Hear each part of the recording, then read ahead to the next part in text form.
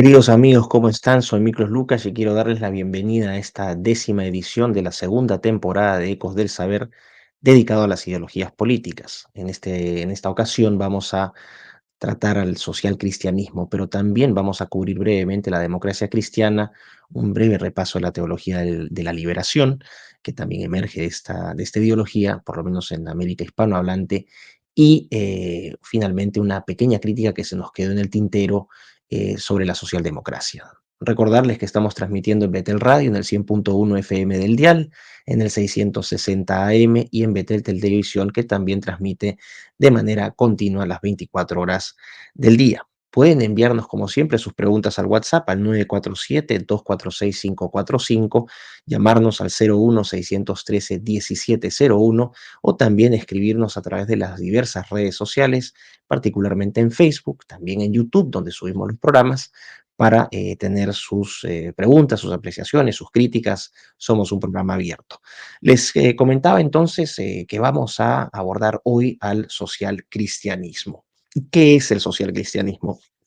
Es una ideología político-religiosa, en realidad, que toma principios del socialismo y los complementa con la ética cristiana, con las enseñanzas de Jesús. Cuando hablamos de ética cristiana, estamos refiriéndonos, ¿no?, a valores como el amor, la compasión, la solidaridad, la caridad. En este caso, podemos decir que un principio fundacional del social cristianismo es la justicia social, es decir, esta idea de que todos deben ser incluidos, de que los beneficios deben ser para todos. Por lo tanto, el enfoque del social cristiano va a ser hacia aliviarle los problemas a los pobres. Es un enfoque donde la comunidad en realidad tiene preponderancia sobre el individuo, que es una diferencia, por ejemplo, con respecto a los sistemas capitalistas. Y el social cristianismo es muy crítico del capitalismo. Por lo tanto, también cuando hablamos de cuáles son las políticas económicas esenciales del social cristianismo, una de ellas, de las más importantes, es la propiedad colectiva de los medios de producción, o en este caso de las industrias. Como ideología política emerge o se empieza a vigorizar en la segunda mitad del siglo XIX, particularmente a fines del siglo XIX e inicios del siglo XX. Era una crítica a los resultados de la revolución industrial, como todas las críticas hechas desde el socialismo, los socialistas utópicos, los socialistas revolucionarios o marxistas, la socialdemocracia, etcétera. Entonces, tenemos que hay una crítica a los resultados de la revolución industrial, especialmente la asimetría de poder económico y político entre las élites, en este caso capitalistas, ¿no?, interpretadas desde el marxismo, y la clase trabajadora. Pero aquí la interpretación, es decir, la propuesta y la interpretación se visten de ética cristiana y creo que eso es lo más importante. Voy a dar, por ejemplo, pasajes bíblicos, ¿no?, de los cuales se nutre el social cristianismo. Y quiero pasar a leerles brevemente ¿no?, a Mateo 25, versículos 31-46, y si me permiten, lo voy a leer. Cuando el Hijo del Hombre venga en su gloria y todos los santos ángeles con él, entonces se sentará en su trono de gloria, y serán reunidas delante de él todas las naciones, y apartará los unos de los otros, como aparta el pastor las ovejas de los cabritos. Y pondrá las ovejas a su derecha y los cabritos a su izquierda. Entonces el rey dirá a los de su derecha: Venid, benditos de mi mundo, porque tuve hambre y me disteis de comer, tuve sed y me disteis de beber, fui forastero y me recogisteis, estuve desnudo y me cubristeis, enfermo y me visitasteis, en la cárcel y vinisteis a mí.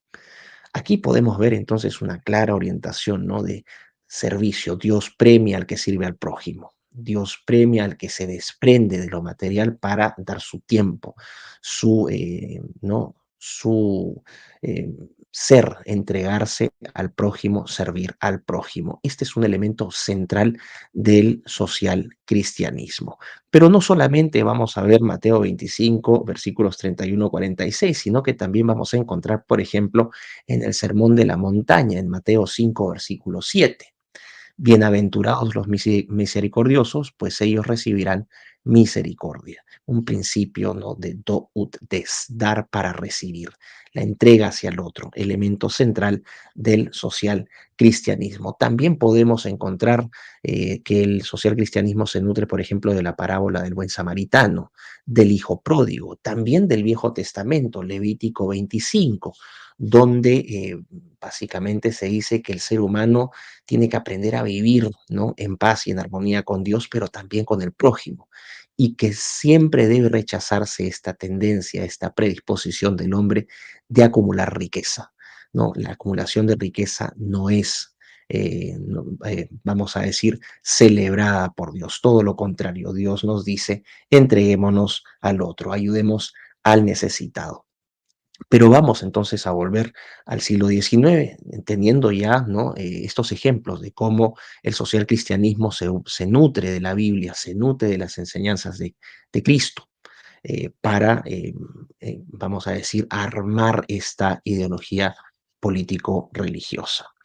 Volvemos entonces a los efectos adversos de la industrialización, particularmente en el siglo XIX, con una creciente desigualdad. Y aquí surgen líderes cristianos que se suman a las críticas socialistas, pero que consideran que el socialismo secular no aporta lo mejor, que la mejor versión del socialismo es ese socialismo que se reviste de ética cristiana. Y vamos a ver que en Inglaterra, ¿no?, se produce el primer o la primera organización social cristiana, vamos a decir formal. Estamos hablando aquí del movimiento socialista cristiano fundado en 1848 por el clérigo anglicano y reformista y activista social Charles Kingsley, y también en conjunto con otro teólogo anglicano que es Frederick Denison Maurice. Ellos sostienen que es importante que el cristiano participe en la vida pública y que hay que aplicar las enseñanzas de Dios para mejorar la condición de vida de las clases trabajadoras. Por lo tanto, nuevamente, es un socialismo que se funda sobre valores cristianos, compasión, caridad, justicia. Esta es la mejor versión del socialismo para los social cristianos como Kingsley y como Denison Morris.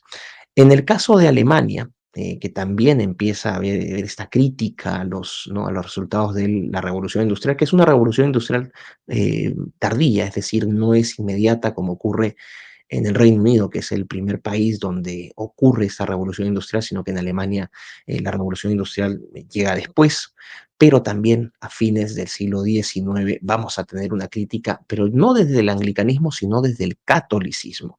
Y aquí vamos a tener a Wilhelm Emanuel von Ketteler, que fue obispo de Mainz o obispo de Maguncia, que dio los aportes iniciales a lo que es la doctrina social de la Iglesia Católica, donde hablaba von Ketteler de la importancia de balancear los derechos individuales con el bien común. Muy importante. Sostiene von Ketteler también que es muy importante que el sistema económico beneficie a todos. Por lo tanto, hay un enfoque, ¿no?, de comunidad sobre individuo. Y a partir del trabajo de los aportes de von Ketteler, ¿no?, surge la enseñanza social de la Iglesia Católica. Es un llamado de la Iglesia Católica a participar en la resolución de los problemas sociales. Y aquí surge un texto que es clave, ¿no?, que es la encíclica Rerum Novarum, publicada en 1891 bajo el papado de Leo XIII. Esta encíclica sienta las bases de la doctrina social de la Iglesia moderna, ¿no?, de la Iglesia Católica, también publicada, como dije, en respuesta a las desigualdades del proceso de industrialización. Rerum Novarum lo que hace es, esta encíclica adopta un punto intermedio. Hay una crítica muy dura al capitalismo exacerbado, ¿no?, que se observa obviamente en el proceso de la revolución industrial, pero también hay una crítica al socialismo. Es una crítica al socialismo en la medida en que se condena la expropiación, ¿no?, de propiedad privada. Es decir, Rerum Novarum en realidad no es tanto un fundamento del social cristianismo, sino, como vamos a ver un poquito más adelante, de la democracia cristiana, que es una variante, vamos a decir, de derecha de esta ideología política cristiana. ¿Ok? Entonces, Lo que dice Rerum Novarum es, hay que encontrar un punto medio, ¿no? El famoso concepto de economía social de mercado que teorizan y desarrollan, ¿no? Desde, vamos a decir, mitad del siglo XX, este concepto de ordoliberalismo, equilibrar capital y trabajo. Ahora, Rerum Novarum también da o inspira la publicación de otras dos encíclicas, Quadragésimo Annus en 1931, bajo el papado de Pío XI y Centésimo Annus, publicado en 1991, bajo el papado de Juan Pablo II o San Juan Pablo II. Eh, Hemos visto entonces aportes al social cristianismo desde el anglicanismo, desde el catolicismo, y ahora vamos a irnos a el enfoque, cuál era el aporte que hicieron los movimientos evangélicos, el protestantismo. Surge un movimiento importante en los Estados Unidos que es el Evangelio Social. Es un movimiento social cristiano también de fines del siglo XIX e inicios del siglo XX, muy a la par, ¿no? Muy a la par con el desarrollo del progresismo primigenio, del progresismo primario en los Estados Unidos, y a quienes ¿no? Les invito a repasar el programa que dedicamos a la revolución regresista. De hecho, fue el primer programa de la primera temporada donde ustedes van a poder consultar cuál fue el desarrollo de este progresismo primigenio. Ahora, ¿qué ocurre con este movimiento, no? El evangelio social. También la crítica es a las asimetrías de poder político y económico entre una élite económica y política y el resto de la sociedad empobrecido. Aquí lo que ocurre entonces en el evangelio social es que se hace un llamado, ¿no? A los cristianos no solamente a reflexionar de la problemática social generada por la revolución industrial, sino también a actuar. Es decir, hay un enfoque práctico, pragmático, aplicado a la orientación de estas personas a participar en la vida pública. Los cristianos están llamados a participar en la vida pública. Tienen que transformar las estructuras que generan desigualdad y pobreza. ¿Cuáles son los representantes más importantes de este movimiento evangelio social que surge en los Estados Unidos? Vamos a tener a Walter Rauschenbausch, ¿no? Es un ministro y teólogo bautista que en 1907 publica Cristianismo y la crisis social. Es un texto que denuncia, ¿no? La desigualdad y la explotación, y en el cual Rauschenbausch considera que estos dos elementos son pecados capitales. Esto es muy importante, hay una crítica muy dura, ¿no? Las ideas de Rauschenbausch a través de este texto también fueron muy importantes para el desarrollo del cristianismo progresista que se origina, como dije, en los Estados Unidos desde fines del siglo XIX a inicios del siglo XX. Otro autor importante de este movimiento evangelio social es Washington Gladden, ministro congregacional estadounidense y también uno de los principales líderes del movimiento evangelio social. ¿Qué sostiene Gladden? Gladden dice que la fe debe ser activa, que no solamente debe ser contemplativa. De hecho, publica en 1886 un texto cuyo título es revelador: Cristianismo aplicado. Hay que aplicar las enseñanzas de Dios, y que es una responsabilidad moral de todo cristiano participar en la vida pública para, sobre todo, ayudar al prójimo. La particularidad que tenía Gladden es que era simpatizante de los sindicatos. Esto obviamente refuerza esta posición de izquierda, esta posición prosocialista de este evangelio social. Y finalmente vamos a tener a otro autor importante del movimiento evangelio social, que es Richard T. Ely, ¿no? Richard T. Ely, que es un economista y reformista social estadounidense, que consideraba que era necesario aplicar, muy en línea con Gladden, aplicar la ética cristiana a los problemas económicos y sociales. Él publica un texto en 1889, Aspectos sociales del cristianismo, donde dice que el cristiano tiene que involucrarse en la vida pública, que el libre mercado, hace una crítica muy dura al libre mercado, genera desigualdad y pobreza, y que el gobierno debe intervenir para mejorar esta condición, para corregirla.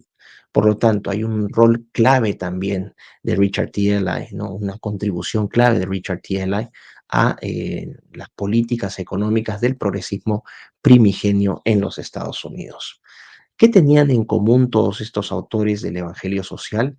Ellos articularon un concepto muy importante que fue el concepto del reino de Dios en la tierra. Hay que trabajar para replicar el reino de Dios en la tierra y para eso hay que hacer, ¿no? Impulsar reformas económicas, reformas sociales y reformas políticas. Desde esa perspectiva, el Evangelio social no es revolucionario, es reformista y también en línea con el cristianismo progresista y con el progresismo en general, que es reformista antes que revolucionario. ¿Cuáles son los objetivos? El principal es mejorar la calidad de vida de las clases trabajadoras. Así que vamos a ver entonces que aquí se conjugan dos elementos importantes. El primero, la ética cristiana, y el segundo, el socialismo.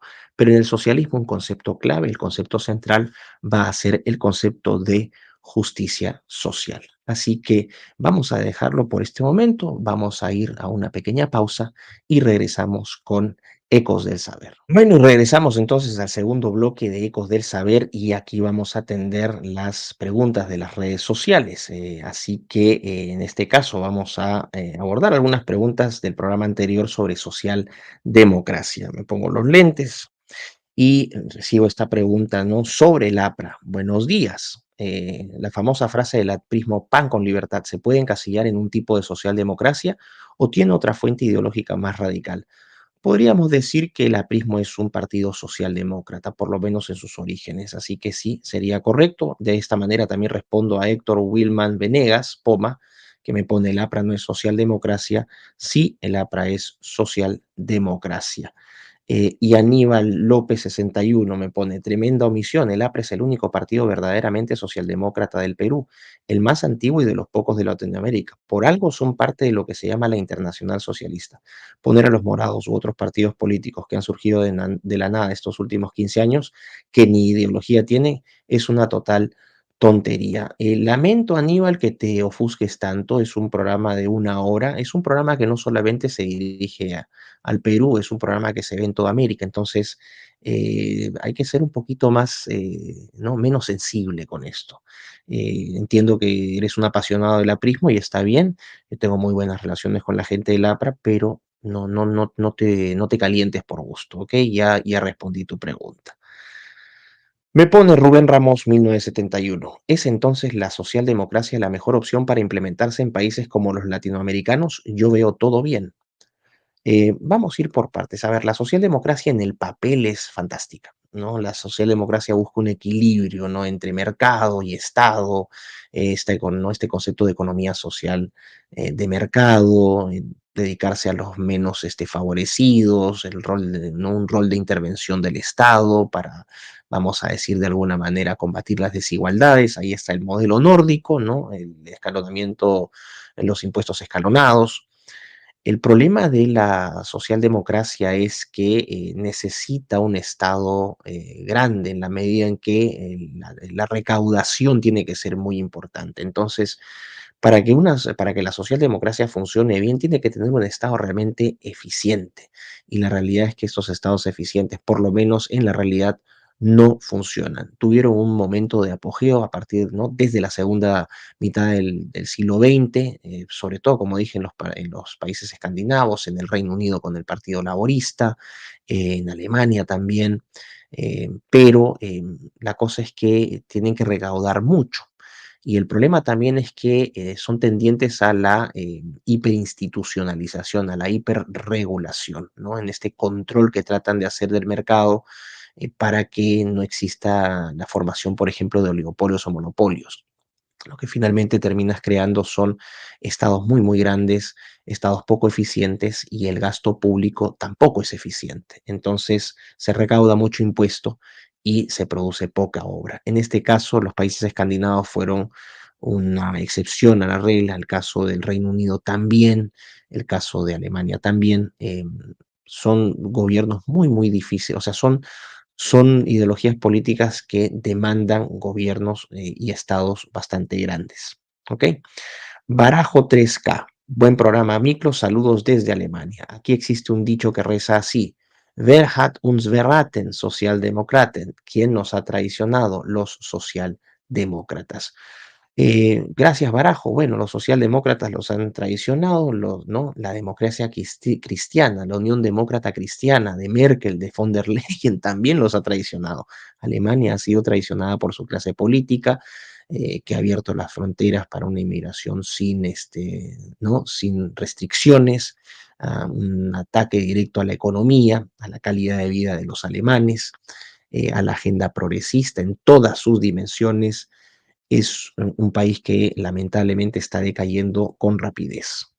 Luis Enrique Velarde 320. Lo que yo entiendo de todas estas tendencias como socialdemocracia, socialismo y comunismo es que son o pertenecen al capitalismo, sino que lo usan para confundir al pueblo, ya que el capitalismo en sí está desgastado y cada vez sufre más desgastes. A ver, Luis Enrique, todas estas tendencias que tú has dicho que son socialistas, ¿no? De diferentes topes, el socialismo utópico, el socialismo revolucionario comunista, el socialismo demócrata, el anarcosocialismo, parten de una crítica al capitalismo. Probablemente la versión más moderada sea la socialdemocracia, que como vimos no es la única variante socialista que no busca abolir el sistema capitalista, pero nacen como una, ¿no? Surgen de manera crítica al capitalismo. Es cierto, el capitalismo está desgastado, pero hay que tener cuidado con las interpretaciones. Esto se da, estas ideologías surgen desde fines del siglo XVIII, a lo largo del siglo XIX. El capitalismo era muy fuerte, estaba impulsado en este proceso de la revolución industrial. Actualmente sí está muy desgastado, lo que estamos viendo es concentración de poder económico, lo que se llama, lo que el filósofo conservador Olavo de Carvalho, el brasileño, decía, ¿no? Un metacapitalismo, un capitalismo con esteroides, donde tienes empresas tan grandes que son más poderosas que Estados-nación y que son capaces de jugar fuera de la regla del juego del capitalismo e imponer incluso sus propias reglas. Manuel Salazar me dice, capitalismo no es sinónimo de sector privado, capitalismo es sinónimo de libre mercado. ¿Y quién ha dicho lo contrario? Me parece fantástico, estamos totalmente de acuerdo. Barón Blanqui, gracias. Saludos desde Cádiz, España. Un fuerte abrazo para Barón Blanqui hasta Cádiz, España. Linda ciudad por lo demás. René Rosado 7541. Profesor, lo admiro y le agradezco lo que hace. Tiene muy buen estilo, sencillo pero abarcador e integrador. Su admirador desde la isla del Encanto, Puerto Rico. Un fuerte abrazo, mi querido René, hasta la isla del Encanto, hasta Puetorno, como dicen ustedes. Espero tener pronto la oportunidad de visitar ese lindo lugar. Así que bueno, vamos a dar entonces fin a esta primera parte del bloque de los comentarios en redes sociales y vamos a volver al social cristianismo, ¿ok? Y en este caso, habiendo hecho este pequeño repaso histórico, ¿no? Los aportes desde el anglicanismo en Inglaterra, desde el catolicismo en Alemania, desde ¿no? Las variantes protestantes en los Estados Unidos con la creación de este movimiento que era el Evangelio Social, es unos de carácter más reflexivo, otros más llamando a la acción, como en el caso de ¿no? del Evangelio Social, pero vamos a ver que independientemente de estas variantes y estos procesos históricos, hay principios que son básicos, que son transversales al socialismo cristiano. El primero de ellos es la dignidad humana. El social cristianismo parte, ¿no? Con este principio de dignidad humana. Somos creados a imagen y semejanza de Dios, por lo tanto tenemos una dignidad que es inherente a todo ser humano y por lo tanto el valor de todo ser humano es el mismo, independientemente de su condición económica, social o política. Por lo tanto, dignidad humana, un principio fundamental del socialismo cristiano. Ok, el segundo, el bien común. Ya lo adelantamos, no se promueve, no, o sea, no se antepone el individuo a la comunidad, sino que la comunidad al individuo, el interés público sobre el interés privado y que es necesario aplicar la ética cristiana para este bien común, la solidaridad, la compasión, con el propósito de satisfacer las necesidades básicas de todos los miembros de la sociedad, ¿no? Por lo tanto, aquí en este llamado al bien común tendríamos o ya tendríamos las bases como para decir que, por ejemplo, el socialismo cristiano aboga por un estado de bienestar, un estado que no solamente regule, sino que sea activo también en la vida pública, en la vida económica, por ejemplo, del país. Hay otro principio que no es solamente, que no es tanto de la socialdemocracia, sino más de la, ¿no? de la democracia cristiana, que es el principio de subsidiariedad y el rol del Estado. En este caso, la democracia cristiana, vamos a ver un poco más adelante las diferencias entre ambas. La democracia cristiana no necesariamente busca atacar el sistema capitalista, sino que aboga por una posición similar a la socialdemocracia, un punto intermedio entre capital y trabajo, ¿no? Entre capitalismo y socialismo. Vamos a utilizar el mercado, pero no vamos a permitir que sea desbocado. Va a haber una regulación, una intervención sobre eso. Lo que sí sostienen todos los social cristianos y también los demócratas cristianos es la importancia de las instituciones básicas de la sociedad. Familia, matrimonio, el desarrollo de las comunidades, muy importante, por lo menos en estos movimientos, en sus orígenes. Hoy podemos decir con mucha pena, como había leído el comentario de este amigo de Alemania, ¿no? Que los socialdemócratas habían traicionado a Alemania y los demócratas cristianos también.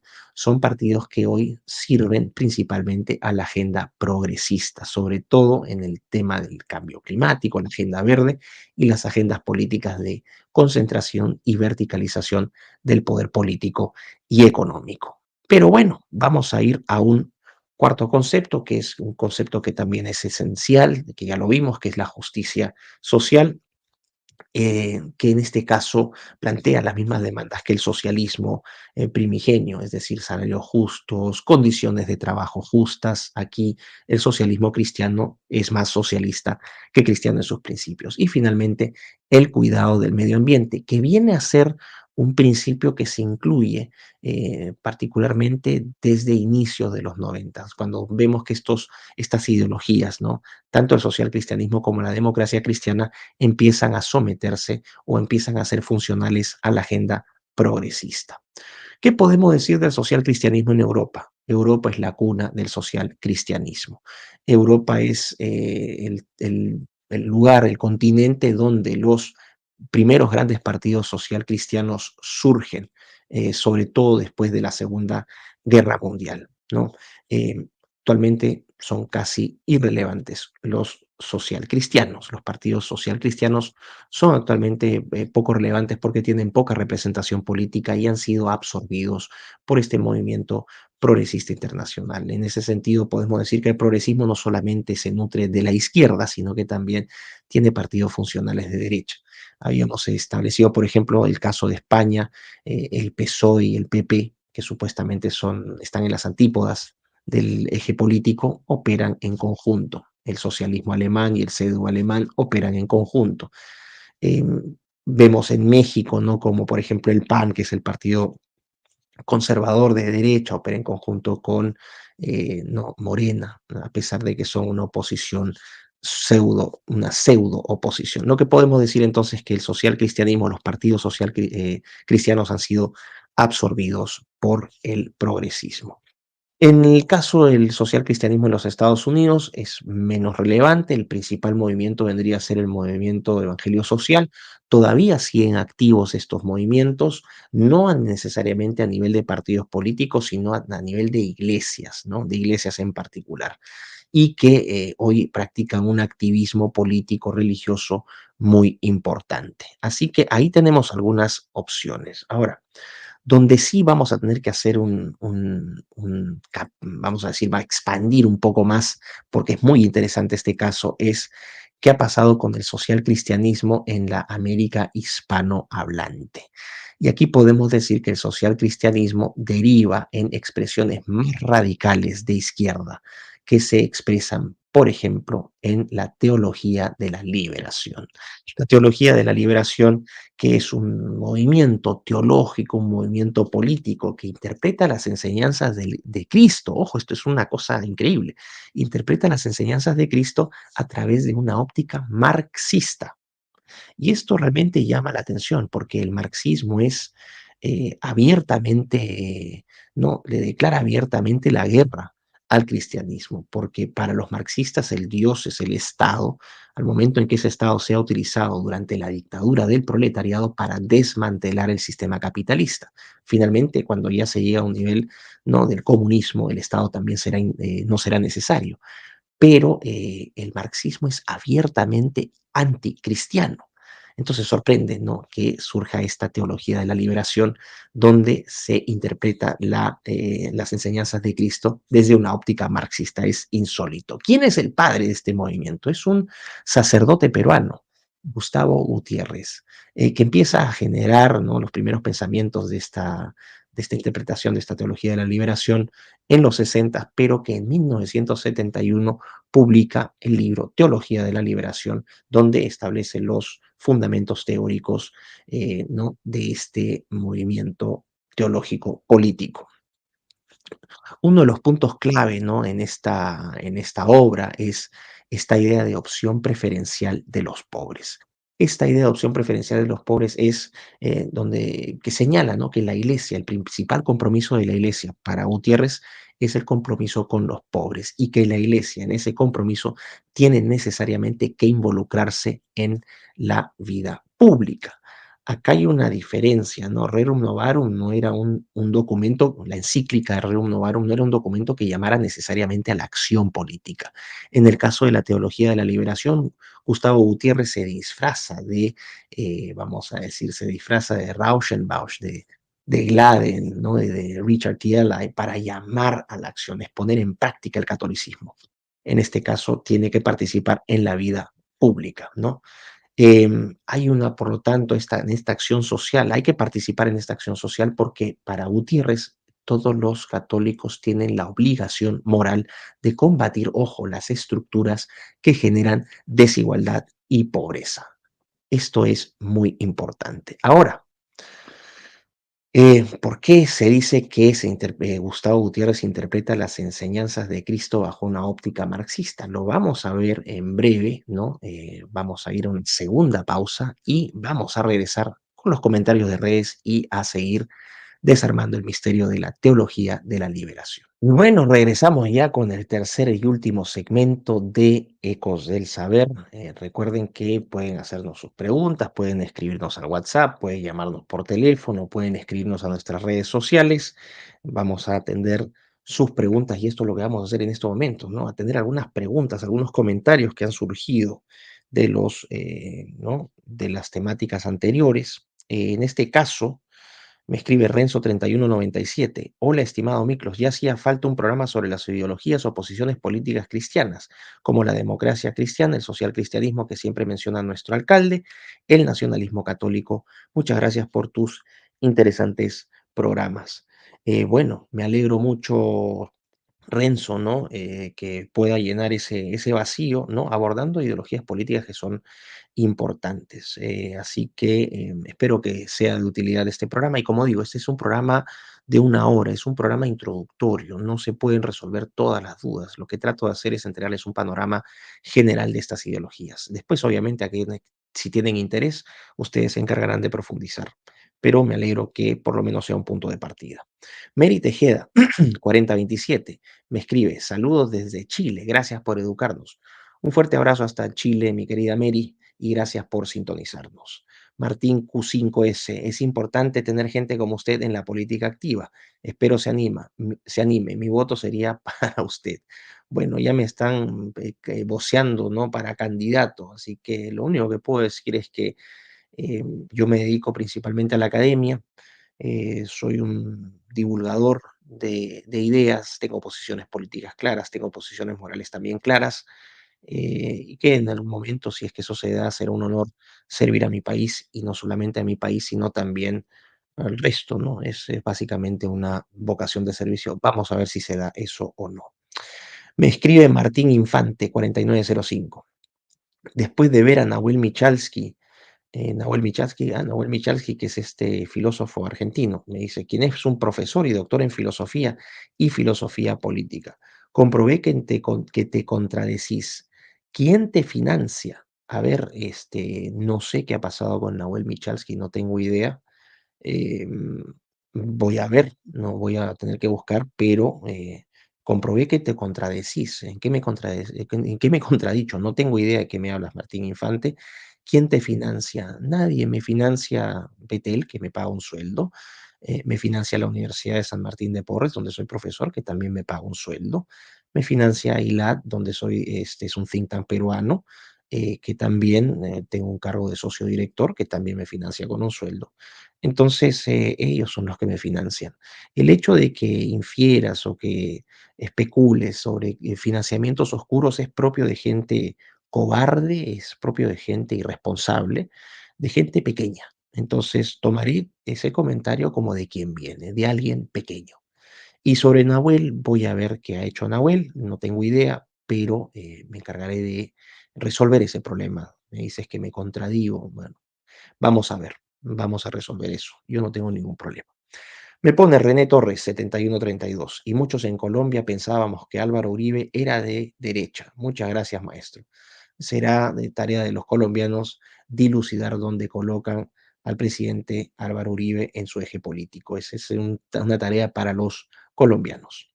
Paul B36 me pone, Lee Kuan Yew, ¿qué ideología tenía? Tengo entendido que en Singapur la educación, la salud e incluso la vivienda están en manos del Estado. Muy interesante la pregunta, mi querido Paul. Lee Kuan Yew se puede decir que es un conjunto de cosas. Lee Kuan Yew es, ante todo, fue, ¿no?, primer ministro de Singapur, convirtió a Singapur en una isla pantanosa, en un hub internacional de comercio, una, en un país, ¿no? Es un país-ciudad, en realidad, una de las economías más importantes y dinámicas del mundo. En el caso de Lee Kuan Yew se puede decir que su enfoque es más pragmático.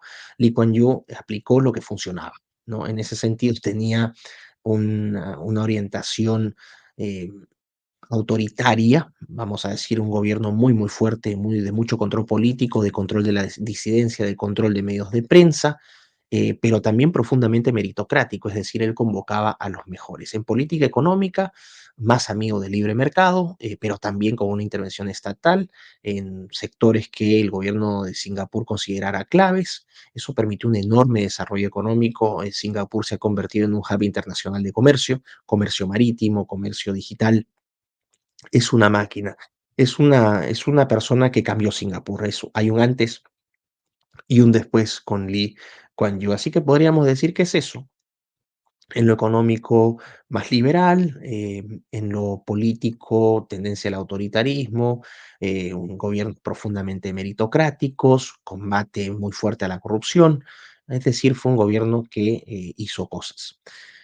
Finalmente, Eliezer Salcedo Arévalo. China entonces sería un híbrido política y social comunista y económicamente capitalista. China es un caso muy particular. China no se sabe cómo, no hay un consenso en cómo definir a China, ¿no? Algunos dicen que es un capitalismo estatal, otros dicen que sigue siendo un gobierno abiertamente comunista, de corte pragmático, a lo que, ¿no? Muy a la usanza de lo que Deng Xiaoping había señalado cuando se inician las reformas en China a fines de los 70, ¿no? Esta idea de que no importa de qué color sea el gato, lo importante es que case ratones. Pero sí, en donde estaríamos correctos en la interpretación es decir que China es un híbrido. El control político, sin ninguna duda, se mantiene en el Partido Comunista Chino, sobre todo en su plana más alta, en el Politburó, es decir, en el núcleo del Partido Comunista Chino, ¿no?, que rodea en este caso, hoy a Xi Jinping, que es el presidente, y en términos de economía, abierto a la inversión extranjera, pero también hay una fuerte intervención del gobierno chino, sobre todo en empresas chinas. Las empresas chinas operan, pero operan gracias a que el Partido Comunista se los permite. Así que tenemos eso. Me pone Miguel Belis Granados. Tenemos más preguntas. Voy a tratar de irlo más rápido. ¿Cómo harán los libertarios y liberales sin tener bases del socialismo? Se hablará de un social liberalismo. El social liberalismo existe en Inglaterra, representado por John Stuart Mill a fines del siglo XIX. En el caso de los Estados Unidos, tenemos también un socialismo a partir de, ¿no?, un socialismo liberal a partir del New Deal de Franklin Delano Roosevelt. Un autor muy importante es John Rawls, y en el caso de Alemania, los ordoliberales, ¿no? En este caso, también está el principio de economía social de mercado al cual adscriben los, por ejemplo, demócratas cristianos, ¿no? Bueno, Olga, Olga Stella Lozano, es importantísimo que sea básico el programa, obviamente, porque no es solamente para los brillantes, los demás también queremos entender y saber. Felicitaciones, Miklos. Olga, todos somos potencialmente brillantes, hay que trabajar. Ignorancia no es sinónimo de idiotez o de falta de capacidad, es simplemente ignorancia. El que insiste en la ignorancia, ese sí es una persona que no tiene arreglo.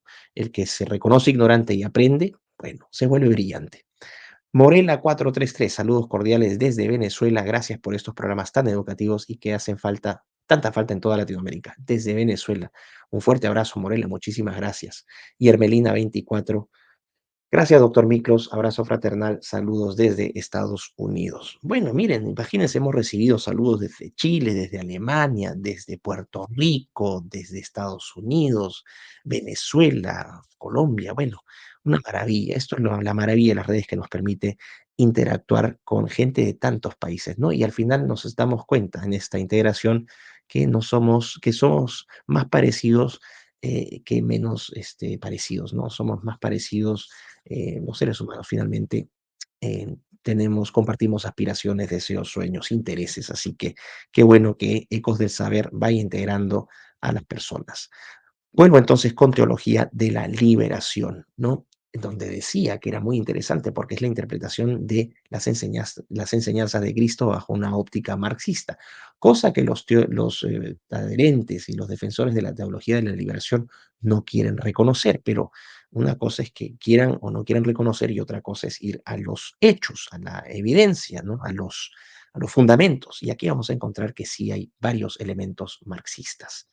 En primero de ellos, ¿no? Que el análisis de Gustavo Gutiérrez parte del materialismo histórico, que es un concepto clave del marxismo, esta idea de que las estructuras económicas materiales condicionan ¿no? las relaciones de poder a lo largo de la historia, es decir, este tránsito del feudalismo hacia el sistema capitalista, etcétera, ¿no? Posteriormente hacia el socialismo y finalmente hacia esta utopía que es el comunismo, que los factores, no, vamos a decir, que los factores de producción, dependiendo de quiénes son propietarios de ellos, en qué cantidad están, es decir, condiciones materiales, determinan esas relaciones de poder.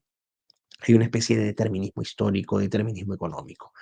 Eso toma Gustavo Gutiérrez para partir en su análisis de la teología de la liberación para interpretar la realidad. Segundo, el análisis de clases, es decir, Gustavo Gutiérrez también a través de la teología de la liberación interpreta, ¿no?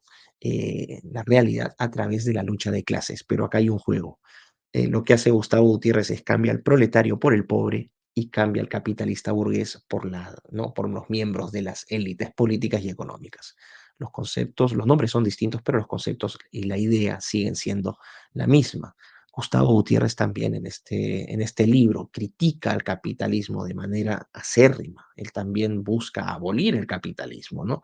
Porque sostiene Gutiérrez que el capitalismo es fuente de injusticia, ¿no? Y también es fuente de pecado. Entonces es un sistema que solamente beneficia a unos pocos en detrimento de muchos y se generan estas asimetrías de riqueza y de poder político. Un punto clave también de la teología de la liberación en el lenguaje al cual recurre Gutiérrez, que es un lenguaje marxista, es que él habla de la liberación como un proceso histórico. Fíjense, pues, teología de la liberación. También, nuevamente, acá hay un juego de palabras. Liberación para Gutiérrez es lo mismo que revolución. Él podría bien llamar su libro Teología de la Revolución, pero no suena tan bien, Teología de la Liberación, ¿no? La liberación, que es un proceso histórico, es un proceso político, es decir, ya nos estamos separando de cuestiones celestiales para acercarnos más a cuestiones terrenales y que este proceso histórico político es necesario, hay que participar en él porque la participación en este proceso de liberación va a permitir que salvemos nuestras almas, ¿no? Que permita que salvemos nuestros espíritus. Entonces, será necesario este proceso de liberación. ¿Por qué? Porque hay que transformar las estructuras económicas y políticas. Nuevamente, transformar las estructuras económicas se refiere básicamente a desmantelar el capitalismo. Es un principio abiertamente marxista. En vez de la dictadura del proletariado, vamos a tener en este caso, ¿qué cosa? La dictadura de los pobres. No es que Gutiérrez haya señalado eso necesariamente, pero el lenguaje es el mismo, los objetivos son los mismos con distintos conceptos. Y finalmente, otro jueguito de palabras. Gustavo Gutiérrez habla de la conciencia de los oprimidos. No habla de la conciencia de clase, no, habla de la conciencia de los oprimidos, porque él separó, ¿no? Él ya transformó a los proletarios, los sacó de proletarios y los llama pobres.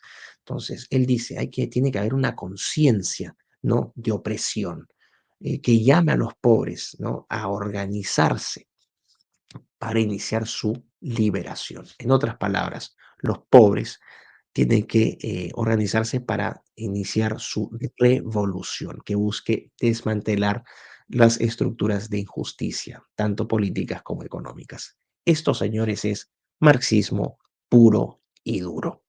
Pero bueno, aquí vemos por qué es tan peligrosa la teología de la liberación, que es una interpretación compartida por algunos, ¿no? Algunos sectores de la Iglesia Católica. El problema de la teología de la liberación es que su carga política es tan fuerte que eclipsa, ¿no? Las motivaciones que son genuinamente cristianas. Es una interpretación política más que teológica, más que doctrinaria en lo social, ¿no? Fue tan, o ha sido tan, vamos a decir, controversial por ser diplomático esta teología, que el mismo Papa Juan Pablo II la combatió abiertamente, la criticó duramente. Y Juan Pablo II, San Juan Pablo II, para los católicos, fue uno de los grandes emancipadores en la lucha contra el comunismo internacional. Así que, eh, no sé, yo abiertamente, mi posición es abiertamente anticomunista, hay que ser honesto intelectualmente al decirlo. Yo no soy amigo del comunismo, no ha funcionado. Recibo comentarios de la gente en redes que me dicen que el comunismo en realidad no es tan malo, que el comunismo es fantástico, que el capitalismo ha sido peor. Cada uno puede adherir a sus propios pensamientos. En lo que a mí concierne, en mi experiencia personal, tanto por la experiencia de mi padre en Hungría, que tuvo que escapar con mis abuelos de los comunistas soviéticos, como en el caso del Perú en la década de los 80s y 90s con Sendero Luminoso, yo la simpatía que le tengo al comunismo es cero y siento que un comunismo revestido no, de cristianismo es doblemente peligroso. ¿Qué es el socialcristianismo? Y vamos a despedirnos de Gustavo Gutiérrez y su teología de la liberación, que es un tema muy interesante. Pueden ver videos muy interesantes. Recomiendo uno del padre Javier Olivera Rabasi, ¿no? El canal Que No Te Lo Cuenten, donde van a poder en YouTube, donde van a poder expandir un poco más sobre esta interpretación o sobre este movimiento teológico político.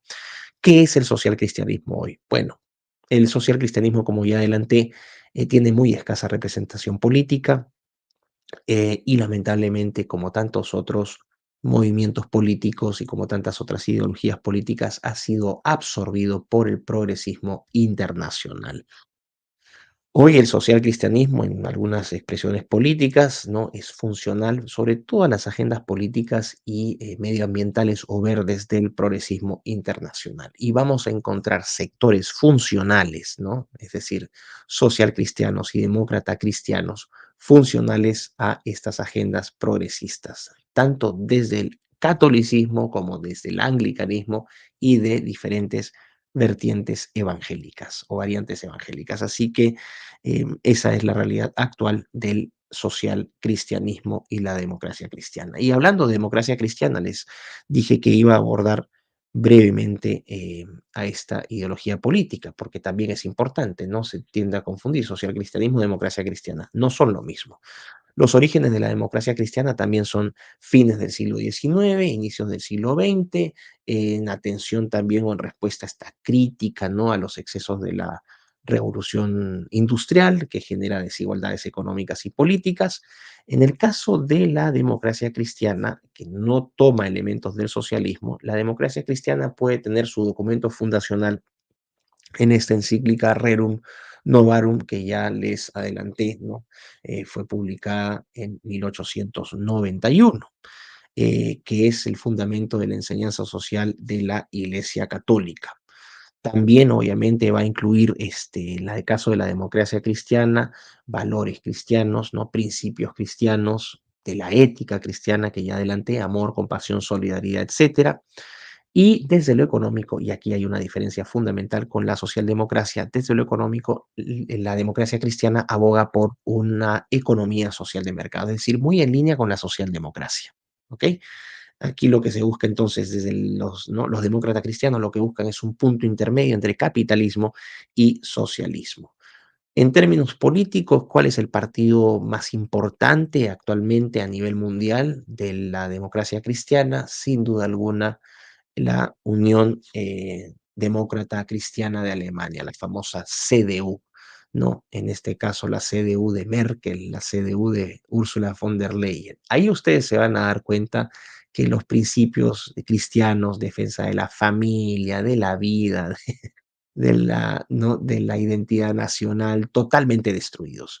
Son partidos que han sido copados por gente muy inescrupulosa, gente que no sirve los intereses de su pueblo, gente que sirve otro tipo de intereses y que están generando la destrucción literalmente de estos países, tanto de Alemania como de otros en Europa, en los Estados Unidos, en Canadá y lo que se intenta hacer también en nuestra región, en Hispanoamérica, ¿no? De la destrucción de nuestra forma de vida, de nuestras instituciones. Bueno, estos partidos son funcionales hoy, traicionaron completamente sus principios. Pero bueno, vamos a volver a esta, ¿no? A esta discusión. Entonces, ¿cuáles serían las principales diferencias, ¿no? Entre la socialdemocracia que ya abordamos y la democracia cristiana? En cuanto a lo económico, el socialcristianismo aboga por una propiedad colectiva de los medios de producción, de las industrias, redistribución de riqueza y un rechazo, una crítica muy dura al capitalismo. En el caso de la democracia cristiana, no.